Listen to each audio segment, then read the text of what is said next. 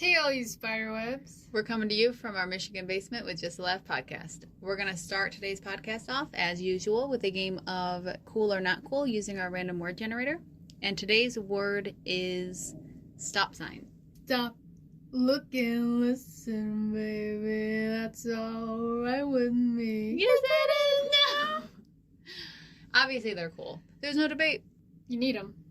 They're cool. You need them. And they look cool. They didn't have to be octagon. They didn't have to do that.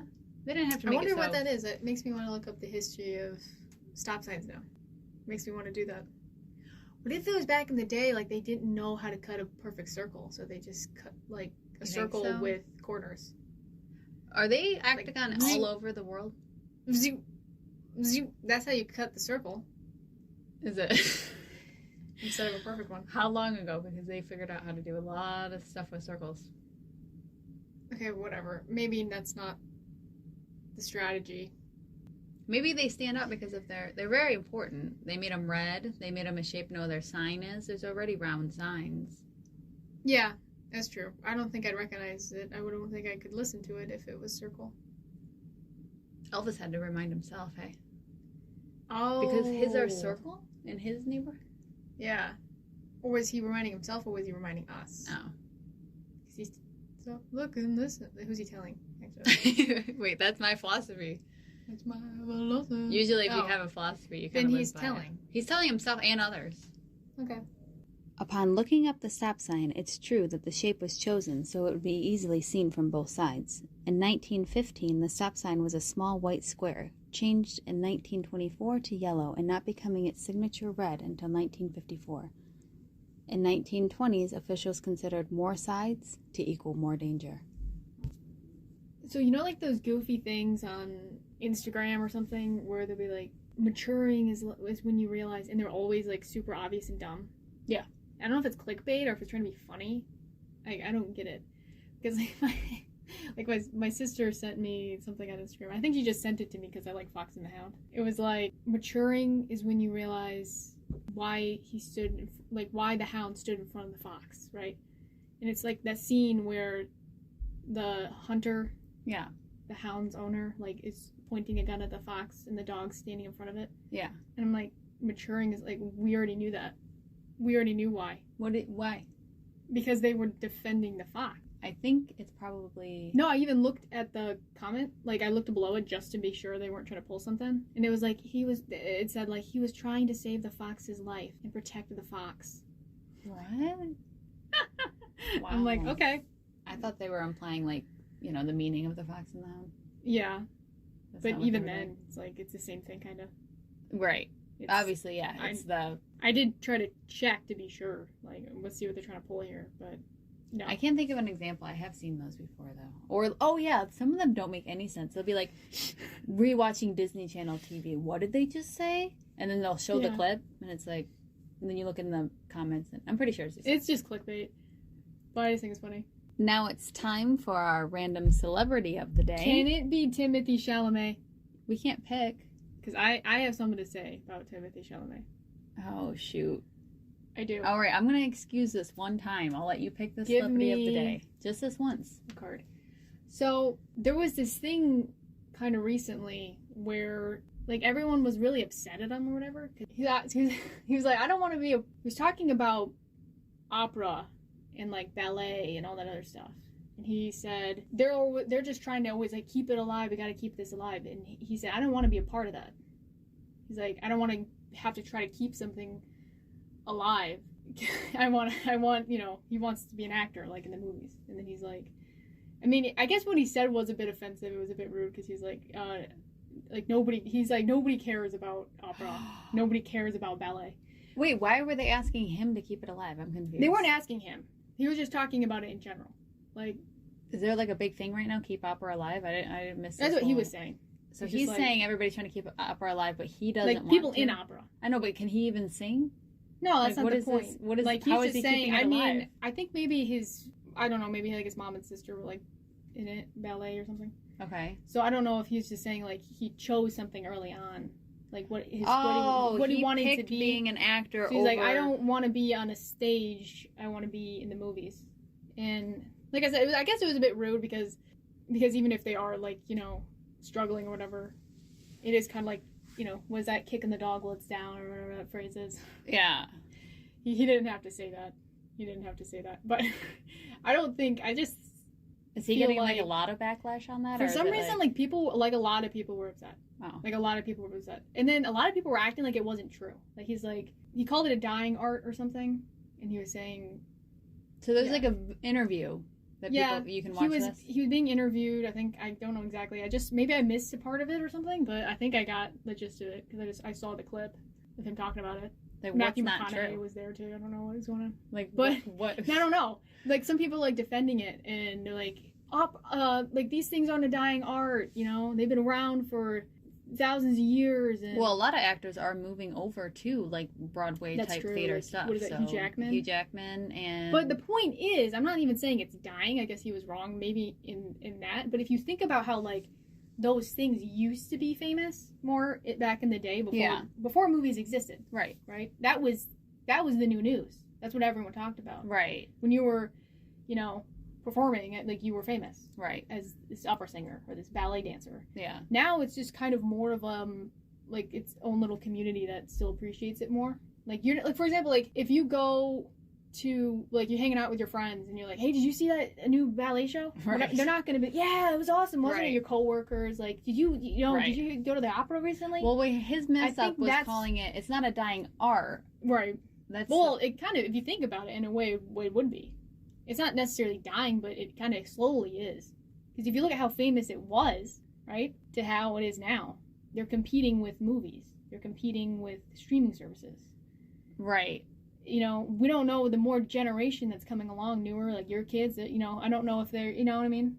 I feel like it's very slowly. They do those plays all the time, and they're always jam-packed. Their tickets are expensive. It's true. Like, there's... But if you look at it compared to, like, they're filling the theater. But there like, are people who did the theater ever make as much money? Like, yes, it was the only thing, but movies make billions of dollars and all this other stuff. They never made that much. So it's almost like they're steady and there's something growing past them. They're staying where they are. I would say that more so. Right. And there must be some money in it, or all these actors wouldn't be hopping over there. So there's more than just Hugh Jackman. Well, I think a lot of actors just like it too, though. Yeah, because they like the pressure of it being live. It's the pressure. It's the audience staring right at you in the moment. People really like that, and you're not having a camera right in your face. It's like a whole different thing. Because it is kind of weird. I mean, they're used to it, but sometimes you'll be doing these scenes and there's a camera like inches from your face. Right. I think it's just fun for them. I don't know if they make more money from that. Probably not. I can't imagine they would. Why would they make more money from that, from making movies? I wouldn't say more. Billions of people. So I doubt they're doing that for their career. It's got to be for something else. Using Hugh Jackman as an example, The Greatest Showman earned him roughly $10 million up front, plus back-end participation. While on Broadway, he made $100,000 per week. So that's like not bad. Like the difference, especially if you have a passion somewhere and you're like not strapped for cash. You know what I'm saying? Oh yeah, for sure. Yeah, if you're not like a Hollywood actor and you're just the person who got it in there. Oh yeah, that would be awesome. Well, yeah, I doubt they're making. You look at it like that. I'm sure. Oh yeah, because it makes a lot of sense because they're paying them the big bucks. Probably. I mean, according to you, they fill the seats. They fill the seats. They do fill the seats. You don't need Hugh Jackman. They probably fill the seats. They don't even have more seats. Like it's just the seats are the seats. You fill them. You fill them. That's true. Yeah. Anyway, I just felt like people were a little bit overreacting with what Timothy said because he was talking in a way that was a little bit like you would maybe amongst your friends. He wasn't all that careful. But I also feel like I was like reading the comments and some people were like, Timothee Chalamet showing his true colors, I really gotta look into those guys. I always knew there was something wrong with that guy and I thought he was chill, but I guess he's a monster and stuff. Like I might be exaggerating. Did he say it like aggressively? Like I feel like it's he was maybe a bit like I don't know, maybe it's was he laughing? Yeah, I mean I guess he was kind of making fun a little bit. He was a little bit I could see how it could come across a bit maybe snobby or snooty, like right. I'm a celebrity actor and these poor pathetic, or maybe that's how it came across. But I was like, I get that maybe it could be a bit offensive. Did he take any like comment, like add any? I don't know. Probably not. Defend himself. He's probably gonna blow over any minute. But I don't know. On a side note, though, the average Joe makes $2,600 a week. That's not even close. 600 on Broadway. That's not that great. That's not that it's great. It's just gotta be something like a family. Just have fun. wonder if they let you sleep there because you can't afford your own house. Wait, no, no, that's not. No, did you hear me? 2,600 a week. That's not I thought bad. you said 200. I thought you said 200. I was like, that's not great. That makes way live more on the sense. stage. No, that's way pretty more good pay. I mean, it's not great pay compared to Hugh Jackman. Like, they have the same acting abilities just because he's got a name. But he did work, you know, to get where he is. So we shouldn't take that from him. But I do think the pay difference is a little bit crazy. Yeah, come on, guys, you know? Like, let's help the little guy. I don't know if the art might get more people to like it, you know? Like, going to the plays and opera. I do know people that are obsessed. I know, with but like, I'm wondering if like, you know, all this AI stuff, because like things are getting less human. Yeah. That I wonder if that's going to be even a bigger thing. I bet it will. Because people are going to want... Nowadays, you can't even trust anything anymore. Like, it's only a matter of time before AI creeps its way into movies. Yeah, Probably already is. Not to talk about Black Mirror again, but there was a whole episode of that where they were, like, making movies, like, AI with actors' faces. They're trying... I don't know when that's going to happen. Maybe never, but they're hinting at it. So, pretty soon, if you want something to be authentic, you're going to have to go to the real thing to see it. Right. So, that'll be sweet. I know I went to one play. Not that, like, I'd want to go to more. I just only happened to be at one play, and it was a magical experience. I don't remember what was going on. It was like a Greek thing, and like people were planets. Okay. I think, from my memory. But That's I remember cool. being just taken aback, and the makeup, and I saw people like backstage. I felt like I was like in another world. It was beautiful. Yeah, I went to like a Cinderella ballet, I think. That was pretty cool. Did you? When? It was like a while, like a long time ago. And I went to something, it was kind of like a very small little thing. Like, it wasn't like a really like a big deal. It was like probably like 20 seats or something in like a little... What? 20 seats? I'm not talking about the ballet. Oh. I'm so sorry. That was something else. I'm talking about something else now. What are you talking about? I messed up. You were like the one prime... No, yeah. No, there's something else. Audience. There was something else. It was, I think, maybe a Christmas play. I don't know what this was, but my parents took me to it. And it was just a small, quaint little thing, you know. I think it was one of those, like, kind of anybody could, like, participate if you wanted to. I don't know. Oh, wow. I want to go to that. So. And remember at Greenfield Village when they do the Raven Live? That's something, too. It's a beautiful experience. The problem is I don't think they do that anymore. They don't do that anymore. But they did for many years. Maybe that's a sign. Oh. I'm worried now. Timothy? We should make That's why Timothy said that. Maybe he went to Greenfield Village and he's like, they don't do that anymore. He was probably gonna like sign up. I think I want to quote the Raven. His punishment for what he said should be that he has to. He could do it. He's got the hair. Yeah, he definitely looks like he could be like a younger. Yeah. Edgar Allan Poe. Okay, that's it. Let's do it. Yeah. Timothy, if you're listening, come to Michigan, go to Greenfield Village, and become Edgar Allan Poe on Halloween. Speaking of performances and actors, I want to introduce Emma Claye. She's an actress, singer, and songwriter. Here's a little snippet from one of her songs, as well as an introduction from her.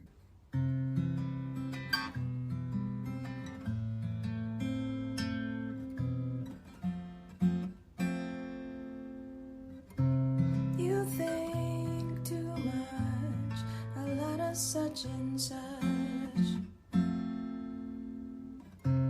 Washed down a bill, you had a pain to kill. But I'm crossing the river now. It brings me safely in and keeps my heart from breaking. And as I lie still, I'm changed in the river. Hi, my name is Emma Claye. I'm an actress, singer, and songwriter based here in New York City, and I'm thrilled to be featured on the Just Laugh podcast.